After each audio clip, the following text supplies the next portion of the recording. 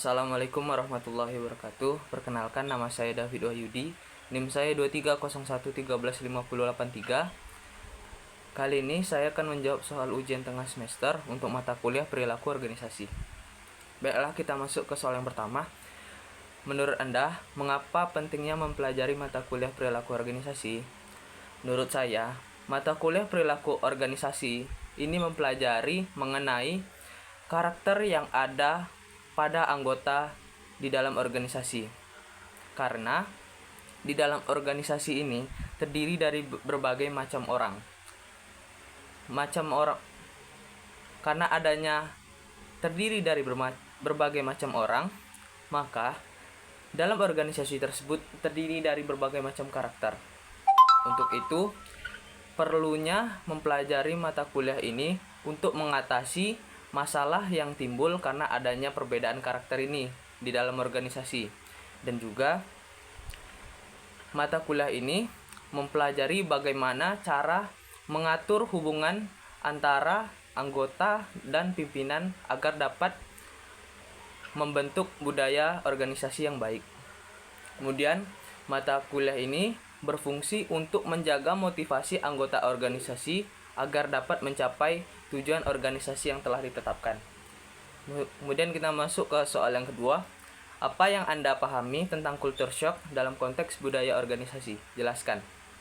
Nah, jadi menurut saya, culture shock dalam budaya organisasi ini adalah adanya perbedaan atau kecemasan dari seseorang maupun individu dalam memasuki lingkungan kerja yang baru. Kecemasan ini terbentuk karena adanya perbedaan aturan, perbedaan komunikasi antara anggota, maupun perbedaan kebiasaan dengan lingkungan pekerjaan yang sebelumnya mereka lakukan. Karena itu, culture shock ini perlu diatasi agar dapat melancarkan dalam kegiatan berorganisasi dengan cara mencoba bersosialisasi dengan anggota karyawan yang baru, kemudian membangun hubungan yang baik dengan anggota karyawan baru, dan juga memahami aturan-aturan yang ada pada lingkungan kerja yang baru agar tidak mengalami culture shock selama berkepanjangan. Dan kita masuk ke soal yang ketiga. Jelaskan proses bagaimana budaya organisasi terbangun atau dibangun. Jadi, budaya organisasi ini dapat terbangun karena adanya pengaruh dari pimpinan. Pimpinan pada saat membangun organisasi perlu penetapan visi dan misi dalam membuat organisasi. Jadi, dengan adanya penetapan visi dan misi ini dapat mempengaruhi organisasi tersebut dalam mencapai tujuannya. Kemudian yang kedua, pemilihan anggota karyawan yang baru sesuai dengan pekerjaannya ataupun di bidangnya.